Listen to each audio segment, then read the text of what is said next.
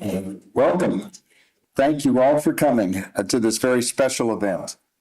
This lecture today is co-sponsored by the New Oxford Area Historical Society and Cross Keys Village. And I want to introduce our speaker, who most of you know. David Peters, retired to Adams County 20 years ago after a 55-year career in intelligence. He holds a bachelor's degree in math from Drexel Institute of Technology.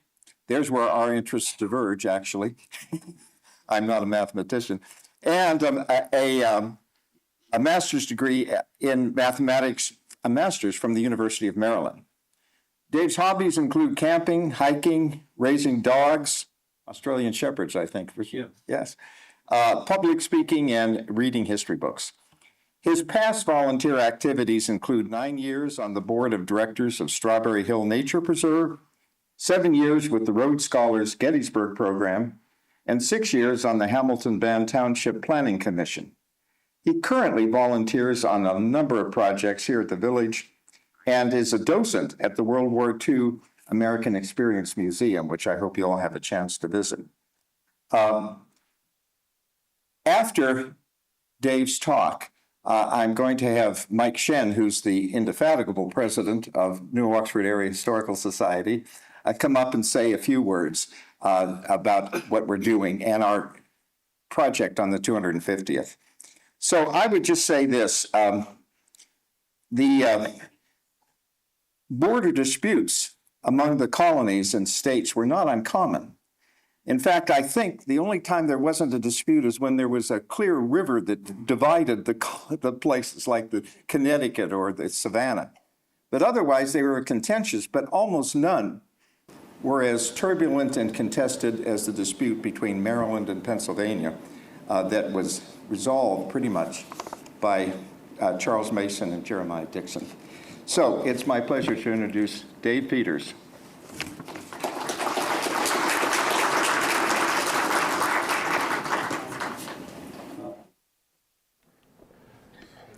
Thank you, Bob, and thanks to Cross Keys Village and New Oxford Area Historical Society for allowing me to give this talk as part of America 250, to celebrate 250 years since the birth of our nation when the Declaration of Independence was signed. So in this talk, I'm not going to get into the revolution. I'm going to get very close to it at the end of the talk when Mason and Dixon leave the colonies to go back to England. That was only 8 years before the Declaration of Independence was signed. So I hope this is an appropriate talk because it'll give you a little bit of a window into what life was like in the colonies before we became an independent country. So what is the Mason-Dixon Line? Well, it's often described as the most famous border in America, and it's also often associated with the Civil War as the defining boundary between the free and the slave states, not the North and the South, because of course Maryland was in the Union, maybe somewhat reluctantly, but it was a slave state. If you've driven around anywhere or walked around, it's pretty hard to cross the Mason-Dixon Line without being told that's what it is. And this is a marker put up by the West Virginia Historical Society when you cross the line from West Virginia into Pennsylvania. Here's something a lot more local. This picture was taken on Route 94 in Maryland, looking north toward Littlestown on Route 94 in Pennsylvania. Another place where the border is well defined is this is the crossing on the Appalachian Trail. As you see, the little sign above there shows Maryland and Pennsylvania. And every state crossing on the Appalachian Trail is defined because that's a real benchmark if you're walking those 1,800 miles. It's nice to get one state behind you and enter another. This is one of my favorite crossings. This is the Great Allegheny Passage Rail Trail. This trail runs between Pittsburgh, Pennsylvania, and Cumberland, Maryland. So you can ride your bike from Pittsburgh to Cumberland, and then of course at Cumberland, you can put your bicycle on the C&O Canal towpath, and you can ride all the way down to Washington, D.C. So what they've done, I will be talking about how the line was marked and that there are stones on it. I lost my, This border crossing mimics the stones that are on the line. Those stones say Mason and Dixon. And here's the beginning of a little tribute to Bob Wilson, our music historian. I mean, the Mason-Dixon Line has really pervaded all aspects of our culture. Now, these are two songs that were popular in the early 1900s. I must confess I do not know them. Maybe Bob does. But much more recently, the song Hey Porter by Johnny Cash, this is the first verse of the song, which ends, "And how much longer will it be till we cross that Mason-Dixon line?" And just a little bit of history on this song. This is one of the first, this is the first song that Johnny Cash wrote in a number of songs with a rail team.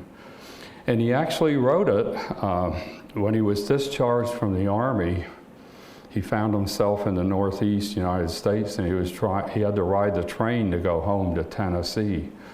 So he wrote this song on his way home. And if you don't believe me that it's invaded every aspect of our culture, there's Bugs Bunny and Yosemite Sam, Southern Fried Rabbit. So what I hope to accomplish today is I want to tell you who Mason and Dixon were, what the Mason-Dixon Line has to do with the Civil War, why was the line surveyed, when was it surveyed, how many lines are there? There's actually more than one. And I want to tell you about some local events here. Actually, right down the road here in Hanover that actually stimulated a lot of the border dispute, or were part of it. So why was the Mason-Dixon Line drawn? It was drawn to mark the settlement of an 80-year border dispute between the colonies of Maryland and Pennsylvania. And Delaware will figure in this too. I'll explain that. And that happened almost 100 years before the Civil War.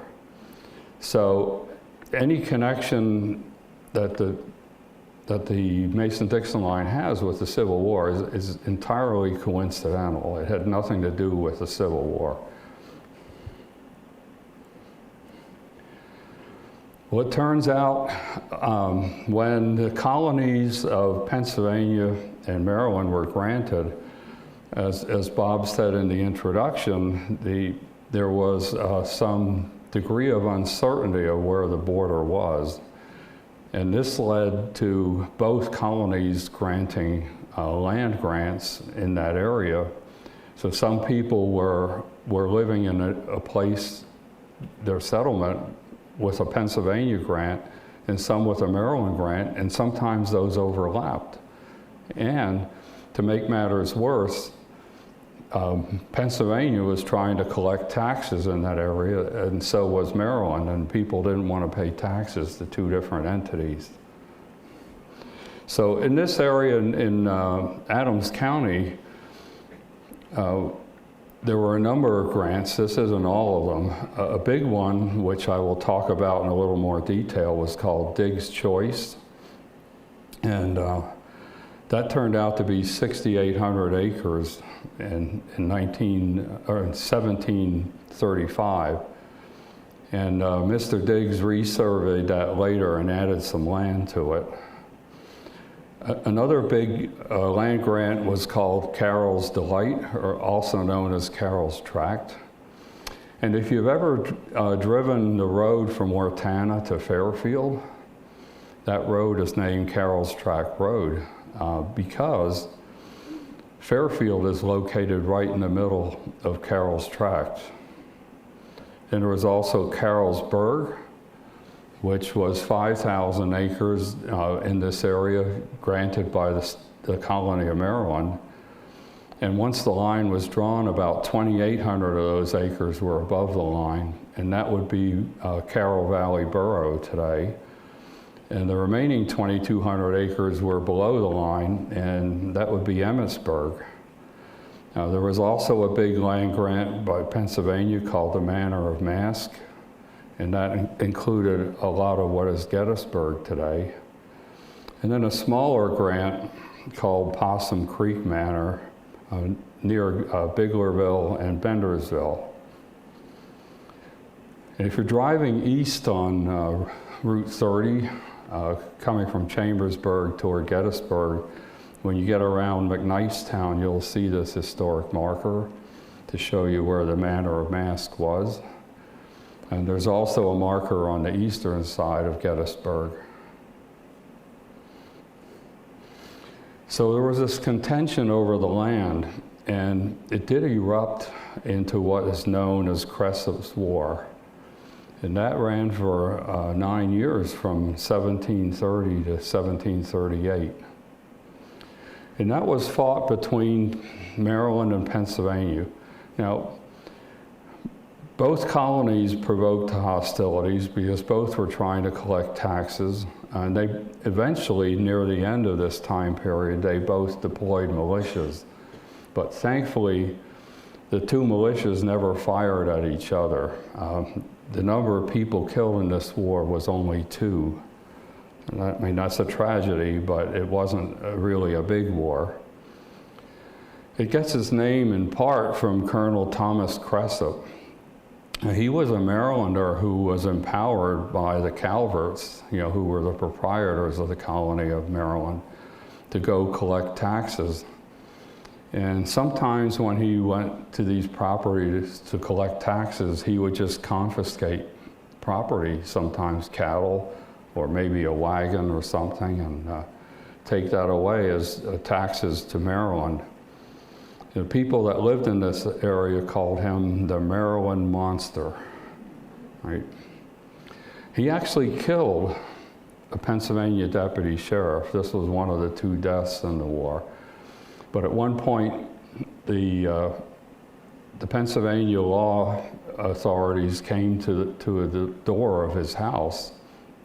He bolted the door from the inside, and then he took a rifle and he fired it through the center of the drawer. And unfortunately, it went through the abdomen of the deputy sheriff. And within a few hours, deputy sheriff died. Eventually, Thomas Cressup was arrested for that murder by Pennsylvania authorities, and he was taken to Philadelphia. And when he got to Philadelphia, he famously said, "This is the prettiest city I've seen in all of Maryland." Now, the war did come to an abrupt end. It was forced to an end by the King of England, King George II. He compelled a ceasefire. There were also other provisions in that royal order saying you can't fire at each other. You weren't supposed to provide any more land grants in this area. You weren't supposed to do any more surveying. And that, as a result of that land grant, Thomas Cressup was released from jail and is never tried for that murder. So that's somebody you can point to in history that you can say literally got away with murder. This is a map to illustrate where the region, it's this light yellow area here, and you can see what the border dispute is. This is what Maryland claimed, that red line up there, and Pennsylvania claimed all the way down to here. And then the Mason-Dixon line ended up being that line there. But I want to be fair and balanced to Thomas Cressup. He was, oops, what did I do? He really did a lot of good for the colony of Maryland and then the early state. He was a really good frontiersman. He fought hard in the French and Indian War. He and his sons raised troops to help the British fight. And his son Michael actually fought in the Revolutionary War and was killed. Today, Michael's house in Newtown, Maryland, Old Town, Maryland, right? In Old Town, Maryland, it's sometimes open to the public. You can still see the son's house, but the father, Thomas, that house was made out of wood instead of stone. It's long gone. And he was eventually, Thomas Cressup was eventually elected as a representative from Frederick County, Maryland, to the Maryland legislature. You know, Diggs' Choice is a lot closer to home here.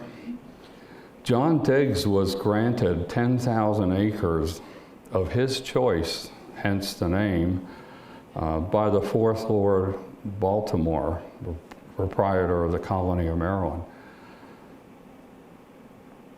The full name of this, the full legal name was Diggs' Choice in the Backwoods, but it's usually just referred to as Diggs' Choice. Because the Maryland authorities referred to this part of Maryland as the backwoods. So, although he had that grant in 1727, in 1735 he had surveyed about 6,800 acres, so about 2/3 of what he was allotted. But then he had trouble selling land. That's what he wanted to do. He ran into some legal difficulties with some debt that he had. Then in 1745, which was after the 1738 compelled end to Cressup's War, he applied to Pennsylvania to survey some more land. He wanted to get it up to the 10,000 acres. And Pennsylvania said, you can't do that, that violates the king's proclamation. So I guess he was sort of like a child that asked father for something, and father said no. So then he went to Maryland and asked if he could resurvey, and they said, well, sure. So he went off and resurveyed, and he ended up going over his 10,000 acres. In the end, that resurvey was declared illegal. It did overlap with other land grants, and it led to the tragic death of John Diggs' son, Dudley. So this is a map of the resurvey, the 10,000 acres, and it's all this land in here.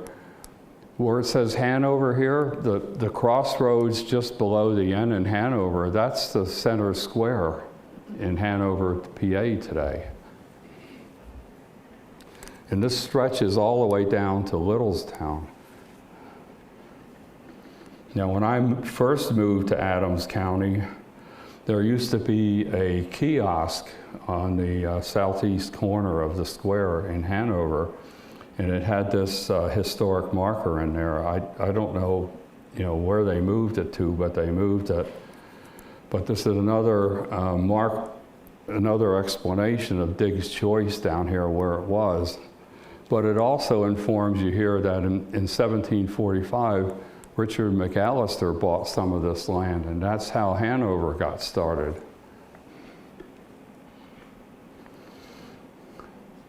So the tragedy was that on February 26, 1752, John's son Dudley was trying to arrest a man named Martin Kitzmiller, who was farming his land that he was granted by Pennsylvania, but it was in the resurvey that John Diggs had done. And in defending Martin, Martin called for help from his sons, and his one son, Jacob, shot and killed Dudley Diggs. And Martin and Jacob were pretty smart about this. They immediately surrendered to Pennsylvania authorities. And within a year, they were tried and found innocent of murder. But that inflamed the border dispute, and it upset the people in Maryland who thought that the Kitzmillers should have been tried in Maryland, not Pennsylvania. And this survives on the internet. This is actually an article from the York paper talking about the killing of Dudley Diggs. You know, it's a little hard for us to read now with a lot of F's instead of S's, but as you can see, it says on Wednesday last, a Maryland officer, assisted by several men, came to the house of Mr. Martin Kitzmiller. It goes on to say, you know, how he was shot and killed. So Dudley Diggs, his final resting place is still here in Adams County. You know, he was buried in the Conewago Chapel Cemetery. I haven't had the chance to go in there and see if I can actually locate the place where he's buried. So why did this border dispute happen, and how was it resolved? And that's what I want to spend the rest of the talk telling you about. We can go back to, first of all, we'll go back to 1632, when King Charles I of England granted Lord Cecil Calvert a charter for the colony of Maryland. Now, that charter has a lot of provisions in it, but for now, I just want to concentrate that it specified the northern border would be the 40th degree of latitude. And then 49 years later, King Charles II, granted a charter for Pennsylvania, the colony of Pennsylvania, to William Penn. And I put the southern border of Pennsylvania in quotes here. It's really the 40th degree of latitude, but it has this extra provision in there that it can't get to within 12 miles of Newcastle. And I'll explain what the issue was with Newcastle and Delaware. But there are issues with this Pennsylvania-Maryland border to begin with.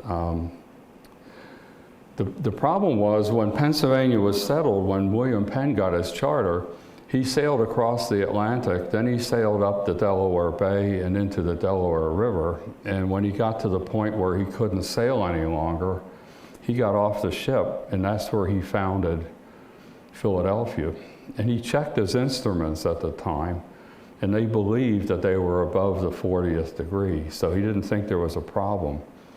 But as time went on and navigation equipment got better and more accurate, it turns out that Philadelphia really wasn't in Pennsylvania. It was actually below the 40th parallel, about 4 miles below, not too far down. But now it's a little too late to pick up the entire city and move it, so William Penn has a problem. And I put in here the other issue with this charter and the border is that provision about Newcastle. It's just another admission that when these charters were written, the people writing them for the king to sign had no idea where the 40th parallel was. It was nowhere near 12 miles of Newcastle. It was quite much, you know, it was 25 miles north of there. So that if they knew where the 40th parallel was, they wouldn't have put that condition in there because they would have known it was far enough away. So why is Delaware figure into this? What is the issue? We'll have to look at a little bit of Delaware history. The first Europeans to settle in Delaware were Swedes who settled in 1610. And that predates the royal charter given, you know, to the proprietors of Maryland in 1632. But during this period of history, the European countries always seem to be fighting with each other. And the Dutch actually captured the Swedish holdings in 1651. And then in 1674, the British won what they call the Third Dutch War. So now all this land is held by the English.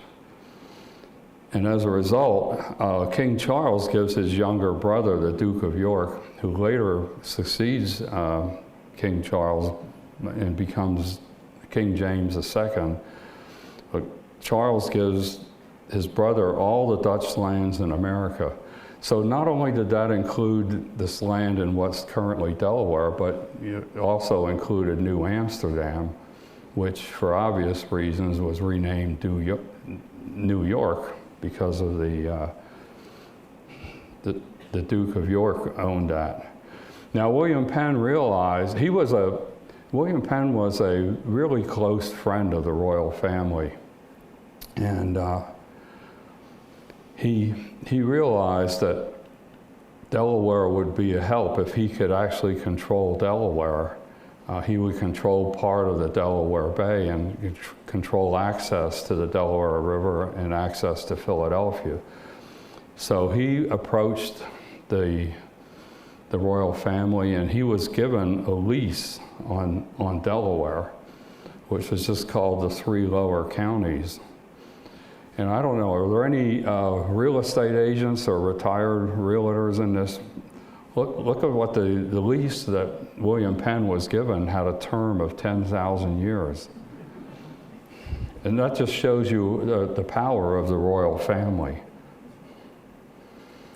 Now, why all this history is relevant is that Delaware was excluded from the Maryland Charter by a clause that said, after it defined all the boundaries of Maryland, it said any land within those boundaries that was previously settled by Christians before the granting of the Royal Charter would be excluded from Maryland. But the problem, again, these charters were very vague. And they had no way to know where the borders were. So that's the big question now. Where is Delaware? Where are its borders? And so the Penns and the Calverts decide to try to settle this question on their own. And they meet in Annapolis in 1682. And they can't decide where the borders are because, of course, the Penns want this to be as big as possible. And the Calverts want it to be as small as possible, which makes Maryland bigger. And they couldn't reach a consensus on a meeting again the next year at Newcastle. So they decided to take the question back to England, to the Royal Commission on Trade. The commission took this up, and they came out with a ruling in 1685. They said that simply that the land north of Cape Henlopen between the Chesapeake and Delaware Bays should be divided equally between the Calverts and the Crown, who's the owner, not William Penn. William Penn is leasing it. But it never specified how to divide that land into two equal parts. And if you remember anything from your high school geometry, you can take any area and you can divide it in half an infinite number of ways.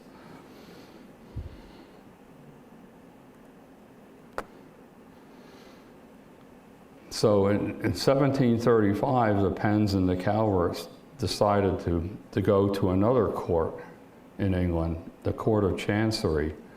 And this became known as the Great Chancery Suit.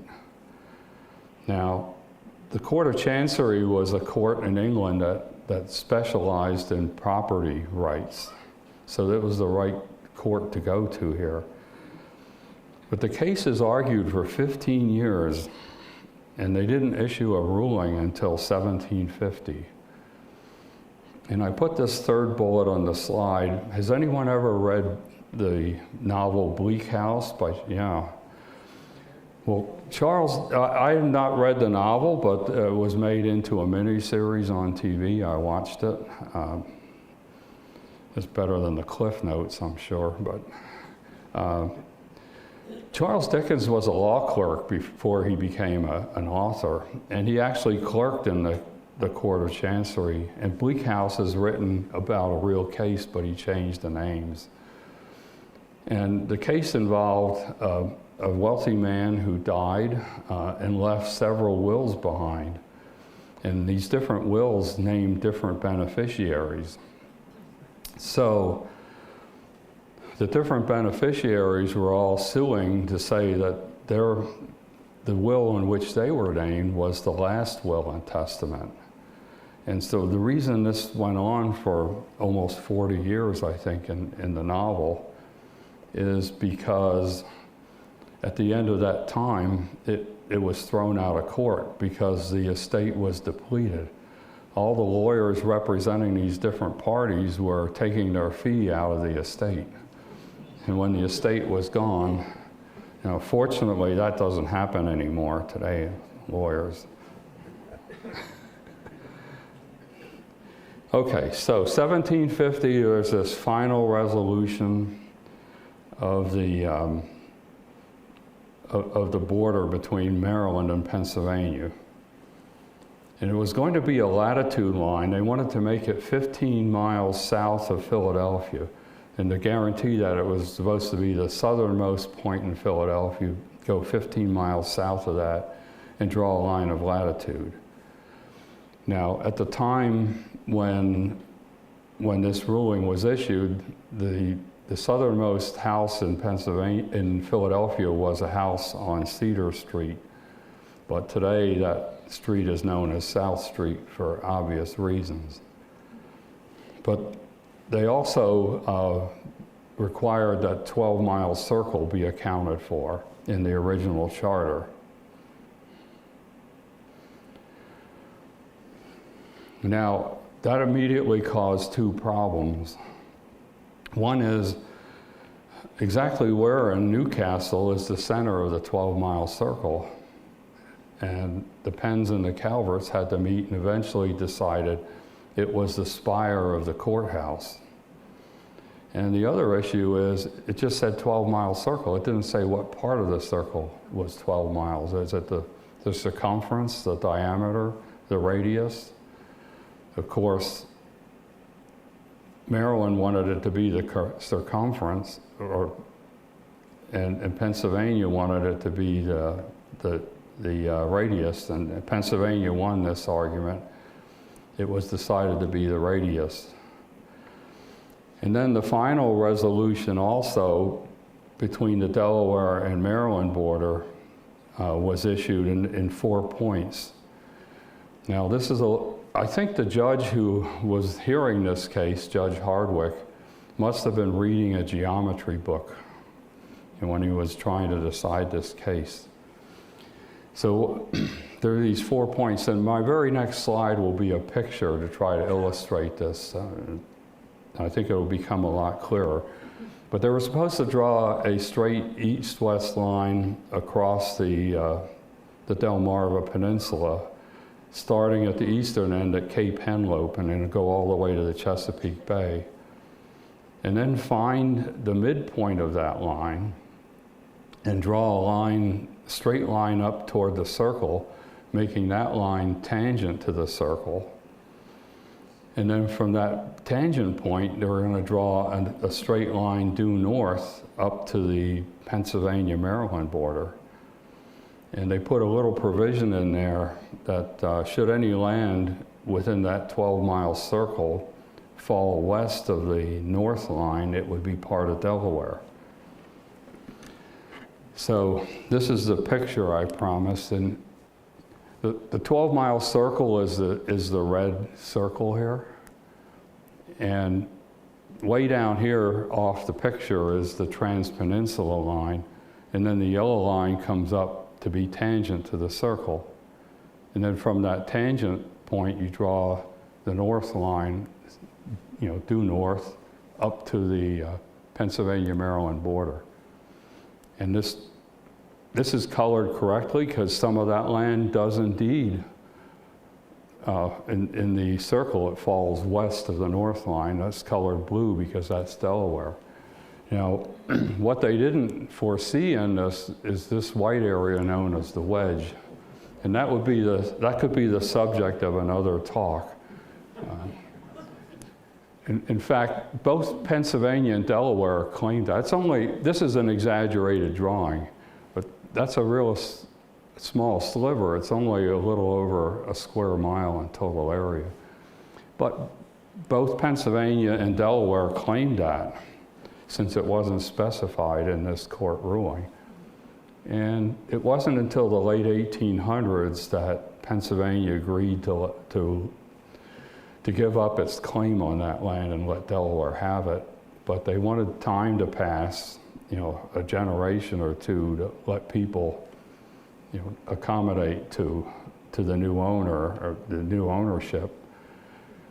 And it wasn't until 1921 that Congress ratified that deal between Pennsylvania and Delaware that gave Delaware that land.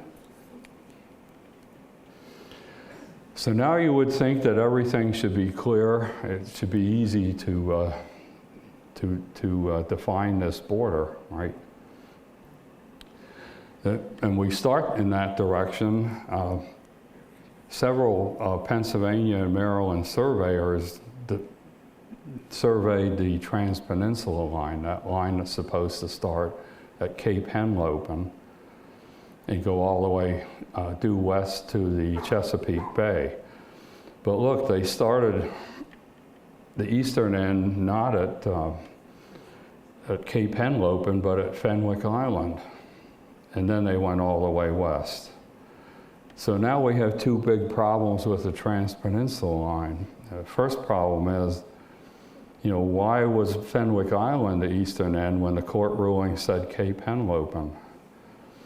And it turns out there'll be another issue. Where does the Trans-Peninsula Line hit the Chesapeake Bay? The reason that first issue occurred is this is Lord Calvert's erroneous map. This is the map he sent to the court when they asked for all the documents. And this is Fenwick Island down here. He has it labeled as Cape Henlopen. And where Cape Henlopen is here, he has that labeled as Cape Cornelius. And after these maps were sent back to England for the court case, Lord Calvert realized the error and he sent off a new map, but the court had already started to meet and they refused to consider Lord Calvert's correct map. The issue of where does the Trans-Peninsula Line hit the Chesapeake Bay, that's an issue because right here it crosses a little inlet known as Slaughter Creek. So the Calverts argued that that point there is exactly where the Trans-Peninsula Line hit the bay. And why would they make that argument? Because that would make the line shorter and it would move the midpoint over here, which would make Delaware smaller, which would make Maryland bigger, right? But they lost that argument. It was declared that it hits the bay right there at the very end. If you go to Fenwick Island today, there's a lighthouse there right on the state line. And right on the grounds of that lighthouse is the original marker. And this is the Maryland side of that marker, and you can see it's a facsimile of the Calvert family crest. And then the north side, that is the Penn family crest.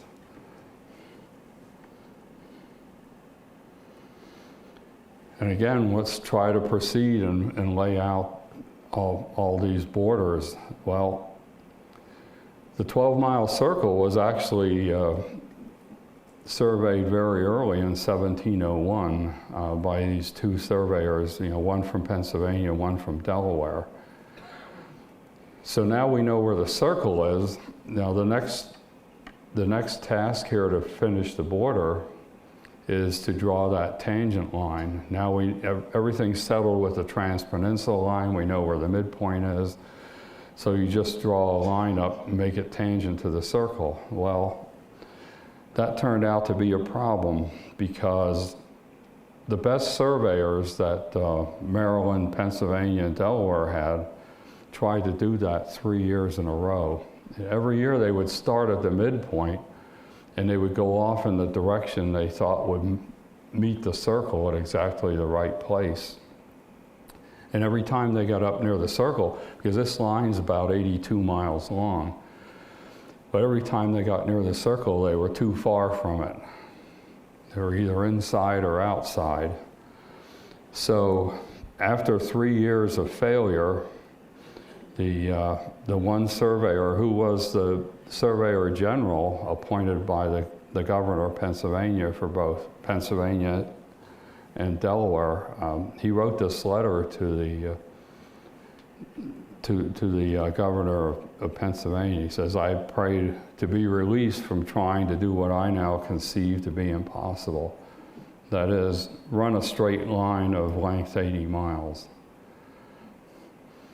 So now we seem to be stymied on drawing these borders. Well, there was actually two problems, and one I haven't mentioned yet.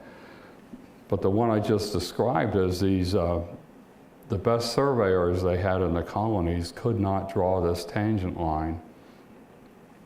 The other problem is, how do you draw this line of latitude? And that's a problem because surveyors draw straight lines. And the line of latitude we want to draw is very close to the 40th. And this is, if you stand on a line of latitude on the Earth and it's not the equator, let's say you stand on the 40th and you look west, you'll see a curved line that gently curves to the right.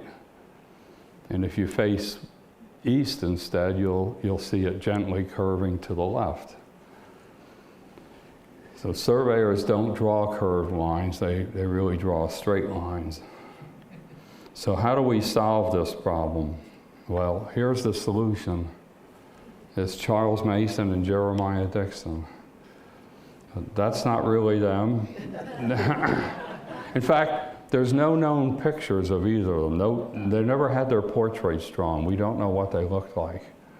But these are two gentlemen, they're surveyors, and they often go dress up like Mason and Dixon, and they give talks, and they tell people how the survey was done.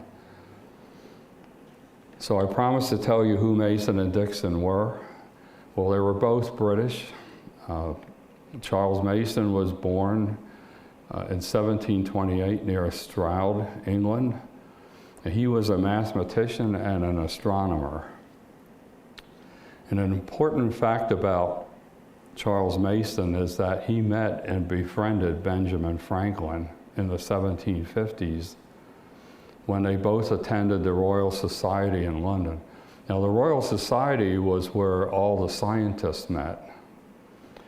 And Benjamin Franklin was sent to England to represent the colony of Pennsylvania before the Crown, to represent the colony's interests. But he had already done his famous experiment with the key and the kite.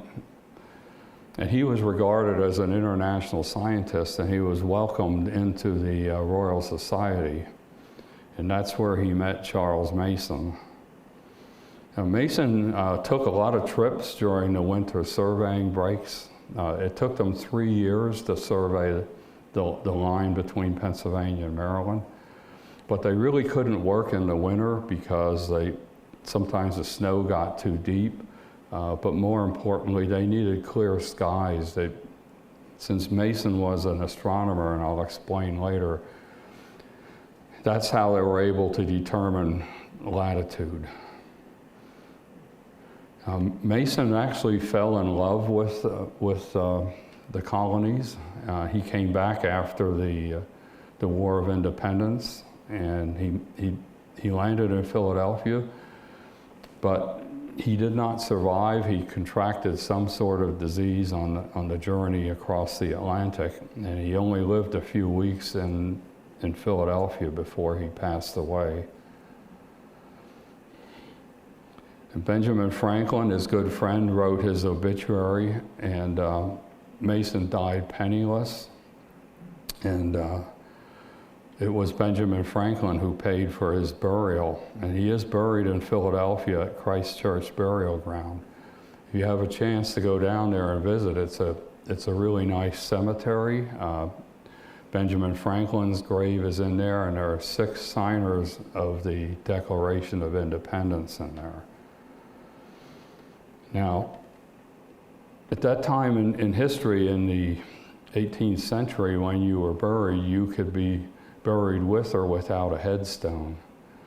And presumably, if you were buried with a headstone, then we know where the remains are. But Charles Mason, and actually 3 of the other signers of the Declaration of Independence, who are all buried without a headstone, and there's just a marking in a book in the church records that they were buried in the graveyard, but we don't know exactly where. And Benjamin Franklin didn't pay the extra for the headstone. And he was a famous astronomer, and there is a crater named for him on the moon. Now, Jeremiah Dixon was born in 1733 in Cockfield, England. He was also a mathematician. He became a surveyor by learning from Mason, and he was also a cartographer or map maker. He never married, but both he and Charles Mason worked here in the colonies from 1763 to 1768. And before they left, they were both inducted into what was then known as the American Society for the Promotion of Useful Knowledge. And today, that's the American Philosophical Society. Dixon died in 1779 in England, and he's buried in this town. I love this name, Staindrop. You know, the British have some quaint names for villages. And in 2013, he was to commemorate the 250th anniversary of him starting the survey. British surveyors memorialized his burial place. And he, like Mason, he was buried without a headstone, so they don't know where in that cemetery. So Mason and Dixon were hired primarily at Benjamin Franklin's recommendation. And they were hired to complete the Maryland-Delaware border. That would be that tangent line and the north line. They were hired to survey the Pennsylvania-Maryland border, and that's that line of latitude 15 miles south of the southernmost point in Philadelphia. And they were supposed to go all the way 5 degrees west longitude. And they worked under the supervision of a oversight commission that was, obviously populated by both Pennsylvania and Maryland commissioners. And they had to maintain a journal for that, and they had to clearly mark the lines and record them on maps. Now, requiring to clearly mark them is, it was all confused as to where the border was. Now we're trying to make it absolutely clear. So how did they mark the border? Well, they brought special stone markers with them from England, and they were placed at 1 mile intervals all along the line. The traditional way borders were marked by surveyors at that time was they would find a tree close to the line they were drawing, and they would take an axe and score some lines in the trunk of that tree. But those are not permanent. Eventually the tree dies or something else happens to it. Putting the stones in was deemed to be a way of permanently marking the border. And also, to make the border really obvious, they were supposed to clear a strip of land 12 feet on each side of the line. And that was a hard task, because at this time, Pennsylvania was a lot of virgin forest. Somebody said a squirrel could jump from tree to tree and go from one end of the state to the other, but I think that's an exaggeration. But there were a lot of woods. I told you they had to mark the border with these stones, and they brought them. They were limestone. They were put on the ship when Mason-Dixon came. They were used as ballast. But they were quarried and carved in England, and they weighed almost 500 pounds. But they came in two varieties, these stones. There were a set of stones known as crown stones, and they were slightly bigger than the other stones, which were referred to as milestones. The milestones were placed every mile along the line, except at mile 5, mile 10, mile 15, and so on. That's where the crown stones were placed. And so they put these stones all along every line that they had, including the arc. I think there's 3 stones on that arc. So the milestones are slightly smaller, and they're somewhat simpler. They just have the letter P on one side and the letter M on the opposite side for Pennsylvania and Maryland. But the crown stones are slightly more ornate. They have replicas of the family crest, of either the Calvert family crest or the Penn family crest on opposite sides. If you travel down US 15 out of Pennsylvania, soon after you enter Maryland, there's a visitor center. And this is an excellent drawing or painting a large painting hanging on the wall. It's supposed to show what the survey looked like. That's supposed to be Mason and Dixon there, and they're going over their calculations. They had a lot of teamsters with them. They have these axemen down here clearing the 12 foot on each side of the line. They have surveying assistants. And this chap here is looking at a crown stone laying on the ground. He's going to have to try to wrestle that into the ground. Remember, that's about 500 pounds. So this is the very first crown stone. It's in this cage, protected. This is actually on the midpoint of the Transpeninsula line. And I only recently found out it's different from all the other crown stones have the crest on opposite sides, but this one has the crest on 2 adjacent sides because it's essentially a right angle turn on the line. And the line just went where the line went, so here's a crown stone in the middle of a field. And here's a milestone in Warfordsburg, Pennsylvania, and you can see the letter P on that. This is a replacement milestone on the Maryland-Delaware border, and you can see it has the letter P on there on the Delaware side, not the letter D. When they got to what today we call Sidling Hill, Sidling Hill got its name from a spelling mistake. It was known as Sidelong Hill during the colonies. And it got misspelled and the name stuck.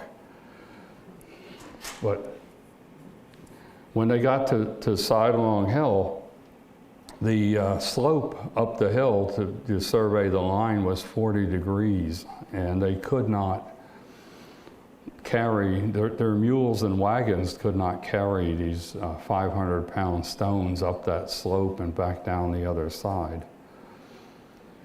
So they actually got permission on the west side of Sidling Hill to place big stone piles with wooden posts instead of taking the stones. In 1902, Pennsylvania and Maryland resurveyed the line, and they put replacement crown stones and milestones in there. And this is Route Interstate 68, and that's Sidling Hill, and they cut that pass through the mountain. You can see how steep. And actually, this is looking west, I believe.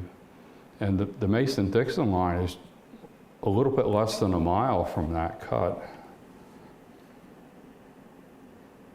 If you go to Fort Frederick, Maryland, is when they got permission not to take those stones past Sidling Hill, they had the right to the commissioners, and they left all these stones laying near Fort Frederick. And they lay there for many years, and some of them got broken. And that's a broken crown stone at Fort Frederick. And this is a close-up of what's written on there. But this is what they wrote to the commissions. They are now laying at Fort Frederick near the North Mountains, these stones which were intended to be used this summer, but we acquainted the gentlemen commissioners that we could not get the stone to the place designed for it. And the gentlemen commissioners, gave them permission not to use the stones, to leave them there. And when the line was resurveyed, they did put replacement stones in. This is a replacement stone, milestone with the M on one side, and on the eastern side, it has the year 1766, because that's the year Mason and Dixon would have put a stone there. And if you look at the stone from the other angle, you see the P for Pennsylvania and then 1902 to denote the year the stone was actually put there. And this is a replacement stone in one of the original rock piles, so they continue to try to clearly mark the line. Now, that picture I showed you that's at the Visitor Center in Maryland, it showed you how they had a lot of people with them. Well, they usually had 20 to 100 men, and there were axemen, teamsters, cooks, and surveying assistants. The axemen cleared that 24-foot wide strip, 12 feet on each side. And Mason and Dixon called that strip a visto. And this is a modern day picture of the border between the United States and Canada out west, which is another line of latitude. And this is maybe what the Mason-Dixon line might have looked like when Mason and Dixon finished. So how did they do all this surveying? They carried with them many standard 18th century surveying tools. They had chains for measuring distances. They had surveying telescopes, wood levels for measuring distance along slopes. And they had a collection of star almanacs and a lot of math tables, logarithm tables, trigonometry tables, and other reference material. But the main tool they had was a device called a zenith sector. And William Penn's son, Thomas, bought that for them to use. Now the zenith sector was used to determine latitude together with the star charts. And it was built by John Bird, who was a renowned scientific instrument maker in London at the time. It was actually Dixon's mentor as well. And John Bird believed his instrument would be accurate to within 100 feet. It looked like a telescope. It was 6 feet high, and Mason-Dixon had to carry it in a separate wagon on a bed of pillows, try to maintain the accuracy of the device. And this is kind of what it looked like. And how it was used is every night that the skies were clear and they needed to take a measurement, they would put this telescope on the ground. This is the end view. You try to point it straight up at the heavens, and the way they would do that is take a plumb line and drop a plumb line and try to align this tube right along that line. Because in theory, when you drop that plumb line, that line should go right through the center of the Earth. And so they're looking straight up. And so if you watch the nighttime sky, every object in the sky traverses an arc. And that arc reaches an upper point, or a zenith.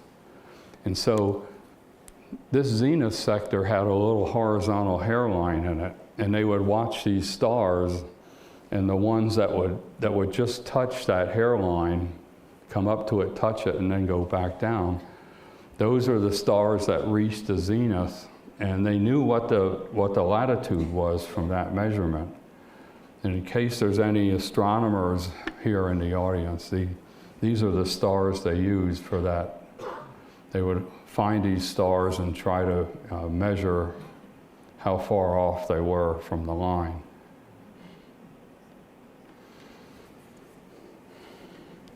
So they did arrive in Philadelphia in mid-November 1763.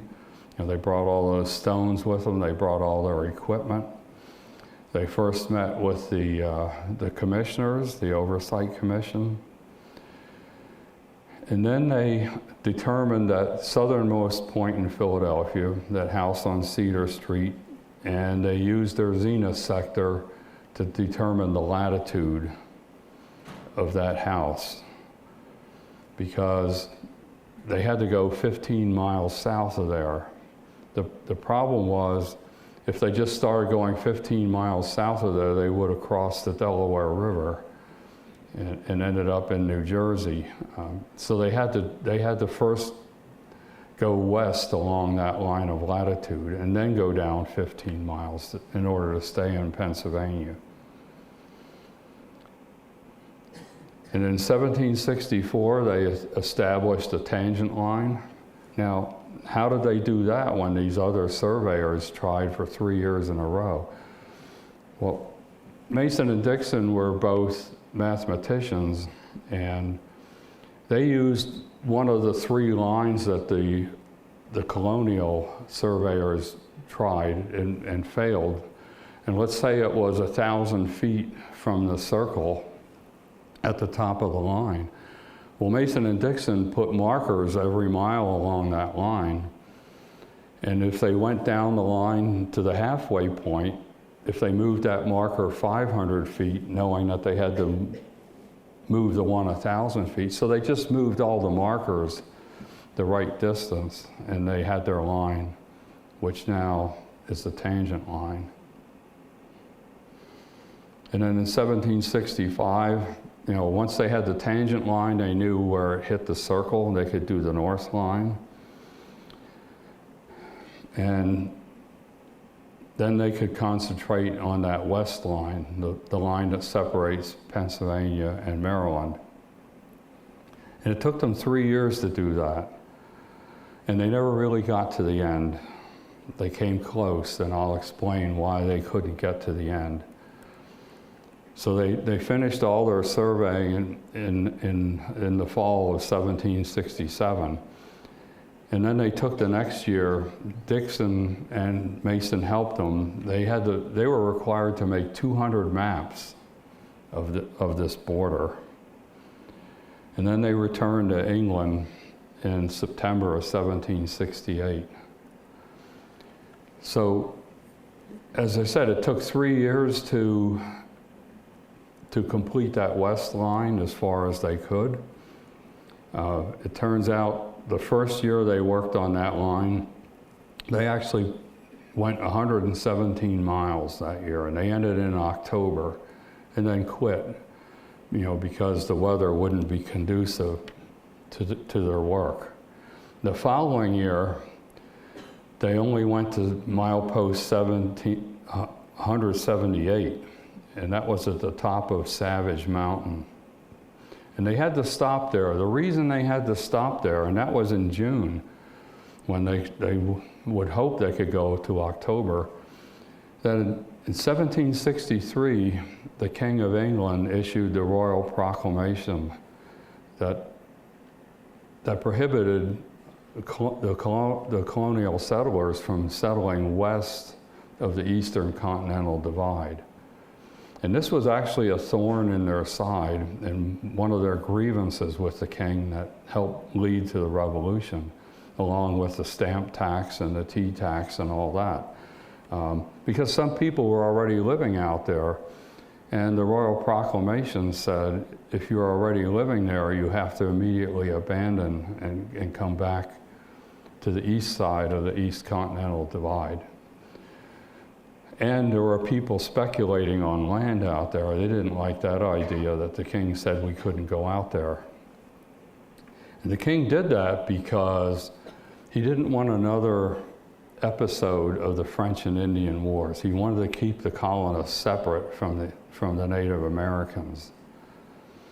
So what happened was, at the beginning of 1766, Mason-Dixon had to write a letter back to England to find out if the Royal Proclamation of 1763 prohibited them from going beyond Savage Mountain. And of course, it takes several months for the ship to cross the Atlantic.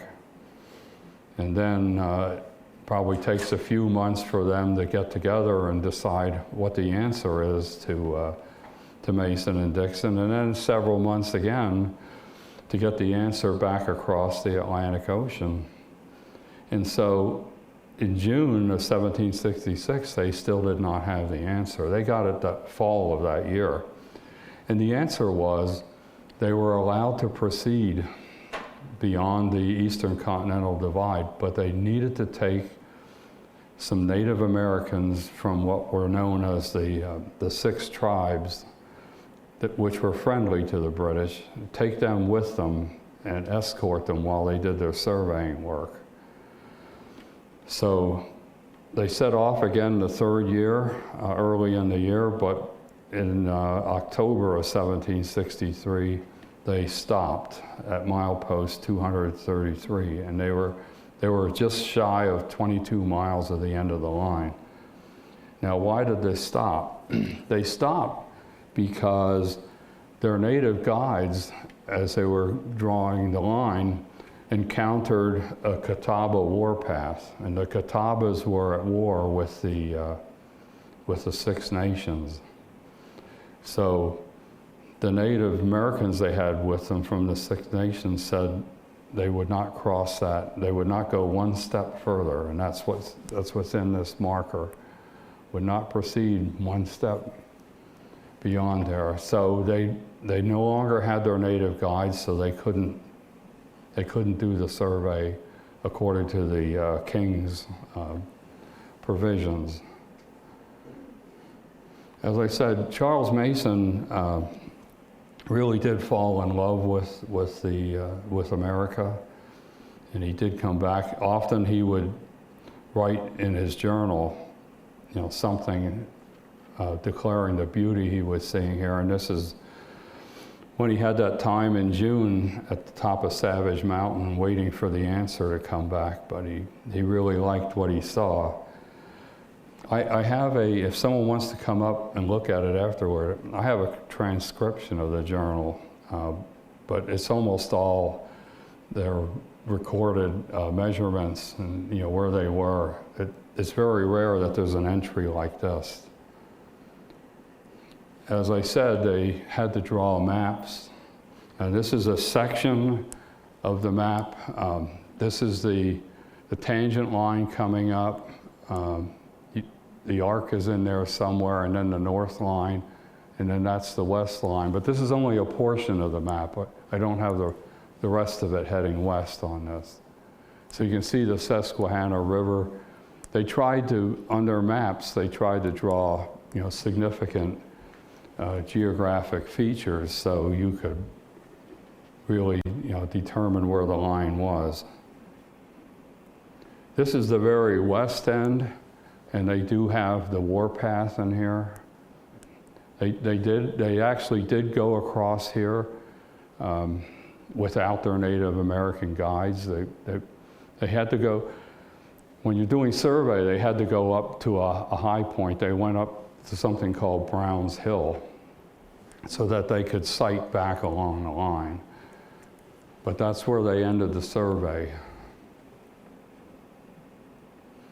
And this is the map in its entirety. I know you can't see it from there, but you see, that's where, here's the warpath up here. And they made 200 of those, and they were all drawn by hand.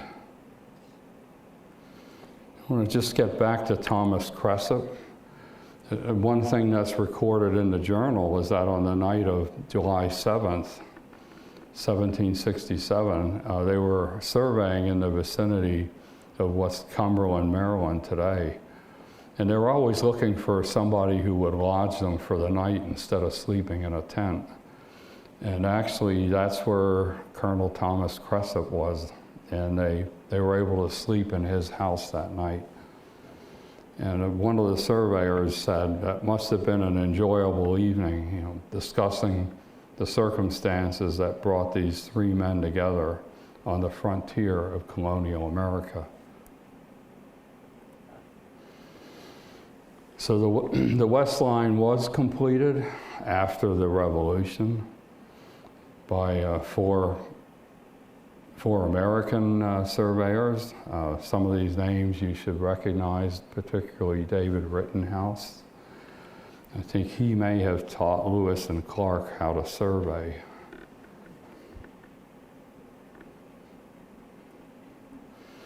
There are some interesting buildings on the line. Now, when Mason and Dixon were drawing the line, went where the line went. If there was a building in the way, it went through the building. They couldn't draw the line around the building. So this is exactly an example of that. This is the Mary Penn Bed and Breakfast. And when Mason and Dixon came through here, they actually went through the front door. So this building faces east. So this half is in Maryland, and that half is in Pennsylvania. And that's currently owned by the Waybright family. It's down in Cumberland Township in Adams County. They allowed me to come there and give a talk one time where I could actually stand on the line inside the house. Here's another building that's split. Now, this building didn't exist. I'm sure the property that it sits on was split when Mason and Dixon went through. That is Crownstone 165. And I'm standing on the line. I took that picture, and the line goes, right through the middle of that building. One time when I was giving a talk, there was a woman in the audience that said she grew up in that church, and the church was built that way. And she told me that all the ministers that were assigned to that church were licensed in both Pennsylvania and Maryland, so that if you wanted to get married in Maryland, they'd marry you in this half of the church, Pennsylvania the other half. Here's another building I think is odd.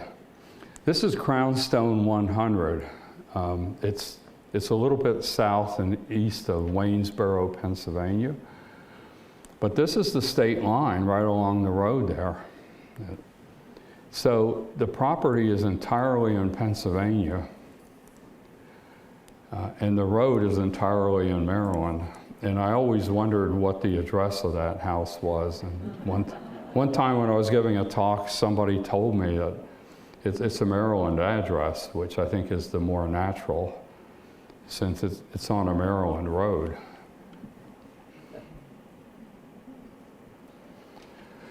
Sometimes when I give the talk, I've been asked how accurate were they, and I really like to say that because modern day surveyors really appreciate some of the standards that Mason and Dixon set. As I said, John Bird guaranteed that zenith sector to be accurate to within 100 feet. When they've gone back and used GPS measurements now to check, the locations of the stones, they know that the average error that Mason and Dixon made was only 50 feet. There was a slight issue, as I say on this slide here, taking into account effects of which 18th century surveyors were unaware. They suspected that if you drop a plumb line and you're close to a big mountain or, with dense rock in it, that the gravitational effect of that mountain would ever so slightly displace that plumb line. It really wouldn't go through the center of the earth. And it was only about 20 years after Mason and Dixon returned to England that the Royal Society was able to conduct an experiment that proved that that is indeed the case, that these plumb lines can be displaced by mountains in the vicinity. So they really exceeded John Bird's estimate of what the accuracy was. The tangent line was resurveyed in 1849, and it looks like it was within 2 inches of the 12-mile circle. When I was talking about Charles Mason earlier, I mentioned that he came back to America after the Revolution, and this is a letter that he wrote to Benjamin Franklin. This was found in Franklin's effects after Franklin passed away, but he came back to Philadelphia with his second wife, and he had 8 children, 7 sons and a daughter. But he got sick on that journey, and he's just writing this letter to let his friend Benjamin Franklin know he's in town where he is and that he's sick. But he did only live about 3 weeks in America. And then not only did Benjamin Franklin pay for his burial, but he also wrote his obituary. And this is a copy of what Benjamin Franklin wrote. He was formerly employed in conjunction with Mr. Jeremiah Dixon to run the boundary line between Pennsylvania and Maryland, which they executed with great skill and accuracy. But he left his wife and 8 children behind, and nobody that I've been able to talk to that knows about Mason and Dixon knows what happened to the widow and the 8 children, whether they stayed here or went back. In 2013, a group of American surveyors held in August of that year, they wanted to commemorate Charles Mason. And so they actually they had an honor guard, they redid the Church of England burial service. As I said earlier, he's buried in that graveyard without a headstone. So at the entrance to the cemetery, they put a plaque, this plaque, and then they got permission from Maryland to bring a stone off the line and locate it right next to that marker. And that marker just says that Charles Mason is buried in there, at an unknown place. English astronomer and surveyor who surveyed all those borders using little but the stars from God's heavens in the years 1763 to 1767. And those surveyors also had a historic marker put at the site of the southernmost point in Philadelphia, which is the point where everything started. You know, I'm sometimes asked about the cost of the survey. It turns out that Mason and Dixon were earning, in today's dollars, about 130. The other people accompanying them, the axemen, they had to have the teamsters. They brought with them cows and sheep. Remember, they're out in the wilderness. They're on their own for food, and all those people were paid about $22 a day. And the total cost for all that at the end of the survey turns out to be close to $3 million in today's money, and that's what the Calverts and the Penns paid. So if you're looking for some books to read, there's some good references. Walking the Line is sort of what got me started. That's more anecdotal. You can't literally walk the line because almost all of it's on private property. But this gentleman walked as close as he could in public, and he talked about the towns that were near the line. And when I just moved up here outside of Fairfield, I picked up this book, and he was talking about Emmitsburg and Waynesboro, and so it gave me some insight into the area to which I was new. But it also, he mentioned a little bit about the history of the line, which got me interested. And the very best book is this one here.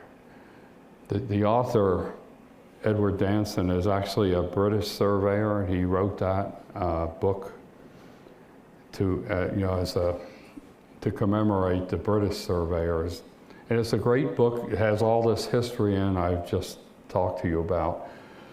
It also has technical information, but he moved all the technical information into different appendices. So if you don't technically inclined, you don't have to read that.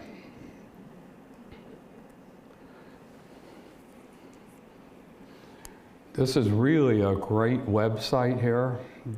This organization, the Mason-Dixon Line Preservation Partnership, it's got an easy address, mdlpp.org. It's a nonprofit. Some surveyors started that organization in the late 90s. Their goal was to find every existing Mason-Dixon Line stone and use their GPS to locate it and record that location. Because should that stone ever go missing, they can come back and put a replacement stone at exactly the right place.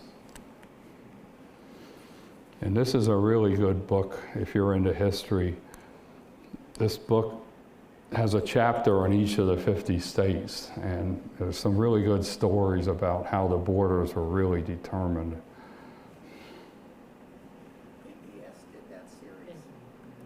Well, that was more like a game show that turned it into. All right, History Channel. So this is the very last entry in Mason and Dixon's journal. Mason wrote that at 11:30 in the morning, they boarded the Halifax packet boat for Falmouth. Well, Halifax packet boat was a small ship that ran up and down the east coast of America.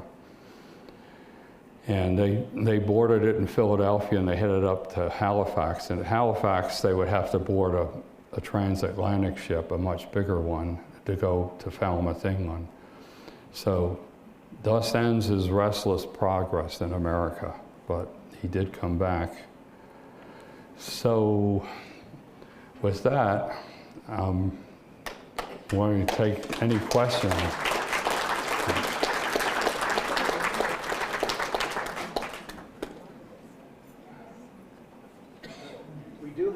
We do have time for a few questions, and why don't we start in the back, work our way forward. How many mile markers and crown stones are there in existence? I think there's Can you over... repeat the question? Yeah, how many milestones and markers are there? I think there's supposed to be 233, but some are missing. Some went missing over time. In fact, that mile marker that's in the cemetery in Philadelphia, that that milestone came out of the middle of a farmer's field. And over time, the farmer kept knocking into us, getting in his way, so he dug it up and threw it into a culvert. But they knew from his grandfather or someone else in the family where the stone was. And as I said, they got permission from Maryland to bring that stone up. I think there was one in the middle somewhere. Ah, yeah, up here. Didn't Virginia at one point claim part of southwest Pennsylvania, and when was that set? Yes. Can you repeat? Yeah, the question was, didn't Virginia at one point claim part of the southwest of Pennsylvania? Yes, they did. And that was prior to West Virginia. And the dispute was mainly over that western border of Pennsylvania, because the charter for Pennsylvania said that the western border should be 5 degrees longitude west of the Delaware River. So some people thought that should be interpreted that the western border should mimic the eastern border. It should follow the contours. They weren't sure how to interpret that. And I didn't know.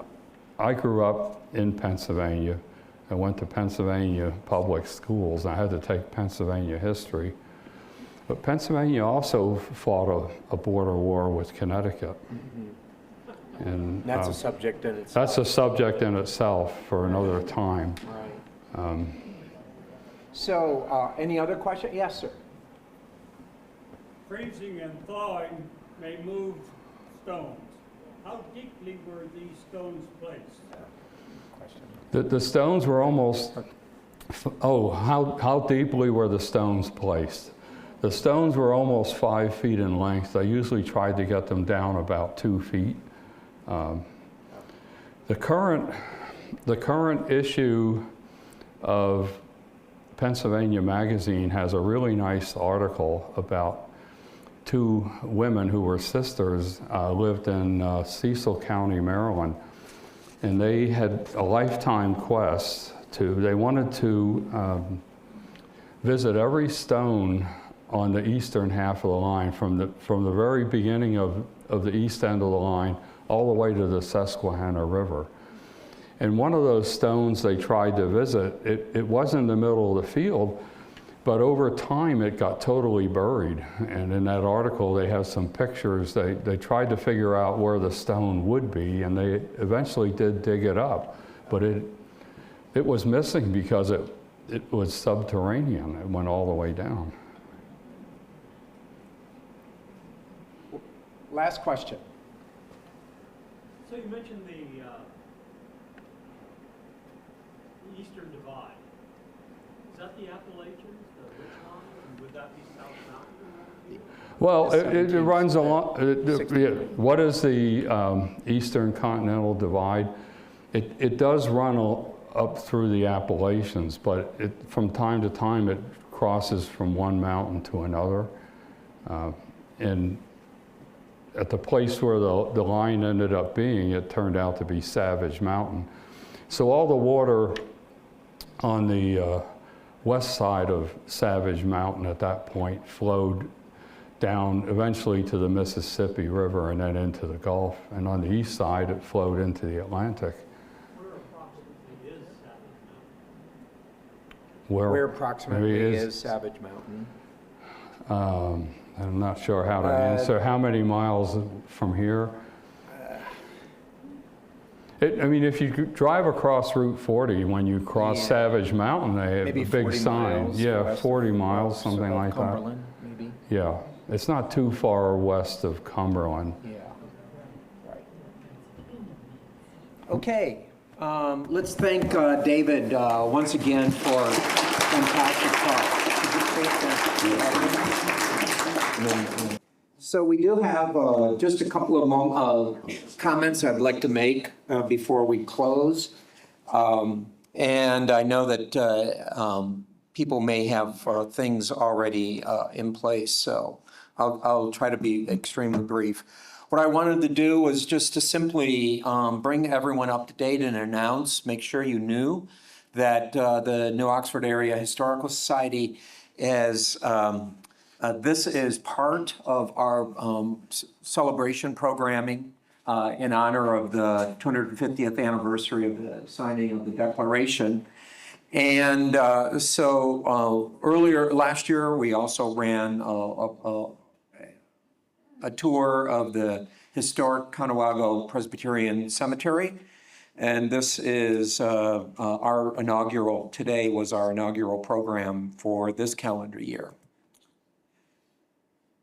Also, the big story and the big way in which we as an organization are celebrating the anniversary is that last summer, we began to sit down with community media of South Central Pennsylvania. They're filming this presentation today. And we jointly developed a vision, and that vision was to celebrate local history in this region during what transpired and some of the families that lived here and other events that took place directly, immediately in advance of, during, and immediately after the Revolution. So we call this project Pennsylvania's South Central Middle Frontier because all of this is, at that time, York County.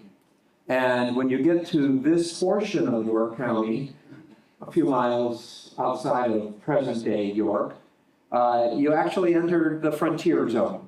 But it was really not the frontier zone relative to Pennsylvania and South Central. The true frontier began on the other side of South Mountain into what is present-day Franklin County and beyond. So this region that we call home is in fact that middle zone between the influences of the East, the cities, Philadelphia, Lancaster, York, and the influences of the true frontier of the West. So over the course of this year, we are producing a number of videos, short videos and extended videos that will be then made available and on the internet predominantly, but also through community media's cable television outlets, which I'm not sure if Cross Keys subscribes to their channel, but it does reach the subscribers of television, cable television in this Adams, Western York, Northern Maryland zone. So we're excited, we're extremely excited about this production and about this project. We wrote an application for funding, which was submitted then to the Hoffman Charitable Trust. And we learned in November that it was in fact funded at that full level of request. So with that, that's allowing us to now engage authorities, engage historians, engage individuals that have a very deep understanding of the local history and the local history in the context of the American Revolution. And then for us to be able to bring those people to everyone through these videos. In addition, it's allowing us to travel and do recordings at various locations throughout the region that are central to this story of this time period. And of course, the story of the Mason-Dixon Line and Crescent's War is part of the preamble, part of the foundational set of experiences that help to create attitudes of liberty and that took root in a formative way in the 1770s. So you can see here we have broken down our programs and our efforts across this time period, and we're actively involved in that right at the moment. As I said, we're producing a series of vignettes, shorter videos. These are going to start to appear on the internet, both on our website, newoxfordareahistory.org, Community Media's website, and our partners' websites. We've been able to partner with all of our neighboring organizations that have treasures and insights. The Historical Society in Hanover, York, Gettysburg, East Berlin, and beyond. So all of these partners are involved. In addition, so those vignettes will start to appear in April timeframe, early spring, and will continue throughout the year. But then the real event will be later in the year, November or December, where we'll be presenting in series and extended videos that more or less follow this framework that you see here on the slide. In the application itself, we indicated that we wanted to use this as an opportunity to also involve the community and to build that kind of relationship at points when that make good sense. So one of the things that we've announced is digital auditions. If anyone here would like to digitally audition for one of our for a voice part to represent a character that we will be featuring in these videos. We have handouts in the back about how to, what those parts are. We have a minister, we have a tavern keeper, we have city folk, we have pioneer folks, and we even have narratives that are extracted from historical documents that are of the kinds of words, the kinds of things that they would have said. So if you have that interest, submit your voice recording, and we can hopefully involve you into our productions. It's an exciting opportunity. This is your opportunity. That's right. If there's someone that has a desire to say to your grandchildren, "Oh, that's my voice," this is the chance. But also, as I mentioned, this is a partnership between two not-for-profit organizations, Community Media of South Central Pennsylvania and the New Oxford Area Historical Society. Principal funding is being provided by the Robert C. Hoffman Charitable Endowment Trust, but also the funds that we receive, the Historical Society receives through our memberships and through the donations that you make, that members and others make to us, that are allowing us to do this. So we urge you to consider supporting the organization and supporting this work if you, in fact, feel as though it's deserving of your funds.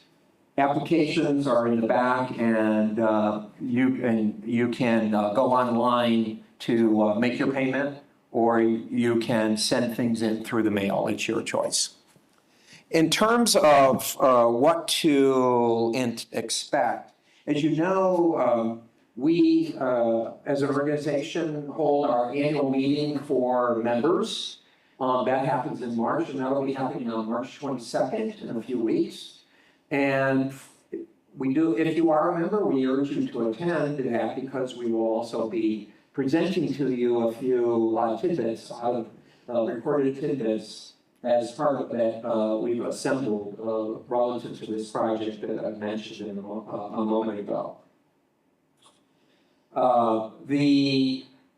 After that, we'll have another quarterly history program here at Cross Keys in May. And June, of course, we're at Market Day. July, we get to assign, but then the key is to circle on your calendar will be August 21st, where we will be doing another walking tour, this time down in Christchurch outside of Littlestown. This too, there are a number of Revolutionary War veterans with figures that are very well known in this region, from this region, that are buried there. So we think that will be a really wonderful opportunity. So that's what I wanted to say. Thank you very much for coming. And if anyone finds that they believe that this organization is an organization that you would like to become a part of in an even more formative way, our board of directors is composed of 7 seats. One of those seats is, the position is up for the board member who will not be making themselves available for re-election. So if you have an interest in helping and becoming a part of this organization in a much more substantive way, please either see Bob Wilson, who is on the board, as well as myself. And I don't think we have any other board members here at the moment. But that is for your consideration. So with that, thank you very much. I hope you enjoyed the afternoon.